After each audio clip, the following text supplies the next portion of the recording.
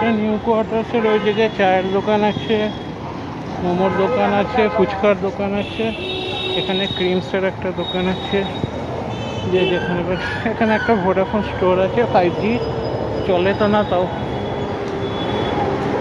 একটা এটিএম আছে, এখানে একটা ডগির দোকান আছে, ডগির মালিক না, ডগির খাবার দাবার পাওয়া যায়। এখানে আরবানের শু পাওয়া যায়। এটা শিক্ষানিকেতনের গলি আছে, কেউ যদি এখান থেকে নিতে চাও নিতে পারো। হলো হলো বল।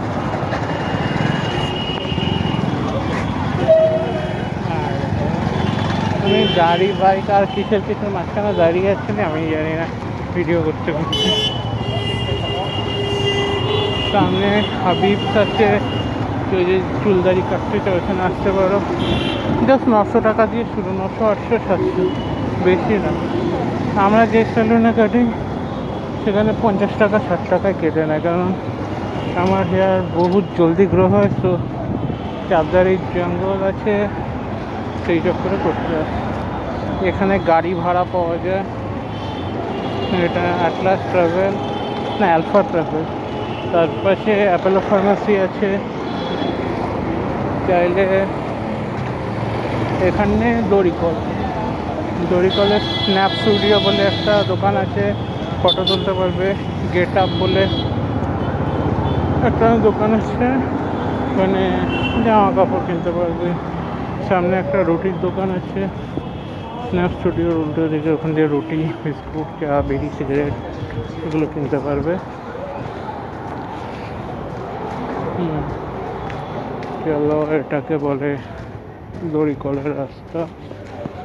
তো কেউ যদি দড়িকল মতিঝিল পরে থাকো বুঝতে পারবে কোন রোড দিয়ে ঢুকছি। সামনে একটা বাইক আসছে,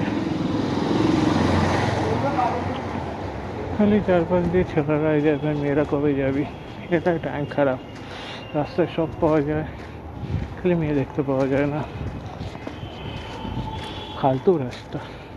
আমি এত বছর ধরে যাচ্ছি, 24 ঘন্টার মধ্যে 99% ছেলেই দেখলাম, মেয়ে বহুত কম, একদম প্রায় বলতে গেলে না এর বরাবর চলতে থাকে।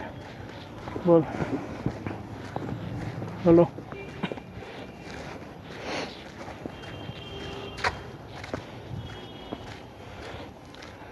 এটা শিক্ষানিকেতন স্কুলের উল্টো দিক,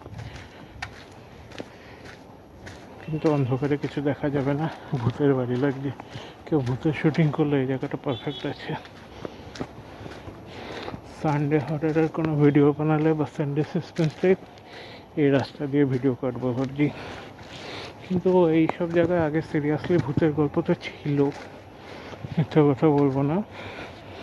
আগে তো এখানে পুরো ঝিলটাই তো জঙ্গলের আড্ডা ছিল, ভূতের আড্ডা। আগে বেশিরভাগ মানুষ এখান দিয়ে যেতে গেলে ভয় পেত, কারণ সামনে অনেকে বলতো সাদা শাড়ি পরা বুড়ি যাচ্ছে, বাট তারপরে গায়েব হয়ে যেত। এরকম ঘটনা অনেক হয়েছে। যেরকম আমার চেনা পরিচিত একজন মা এই ঝিলের থেকে মাছ ধরছিল, সেটা তো এখনও 10-15 বছর, 20 বছরও আগে, কি তার থেকে পুরোনো ঘটনা।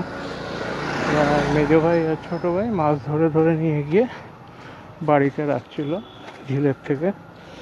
আর তারপরে যখন ওদের মা ওই বালতিটা দেখে খালি মাছের মুড়োগুলো আছে আর লেজগুলো আছে, 3 বালতি মাছের, মাঝখানগুলো ছিল না। তো ওরা ভাবলো এটা ভুতুড়েকাণ্ড হবে, কারণ বিড়াল খেলে মাথা আর ইসে ক্যান্সার বেলাইছে, খালি মাঝখানগুলো খেয়ে। তো অনেকে বলতো এসব এরিয়া নাকি ব্রহ্মদৈত্য আছে। তারপরে তাল গাছের ওপরে নাকি অনেক আগে আগুন জ্বলতো। এই এরিয়াতে ভুতুড়ে অনেক ঘটনা আছে।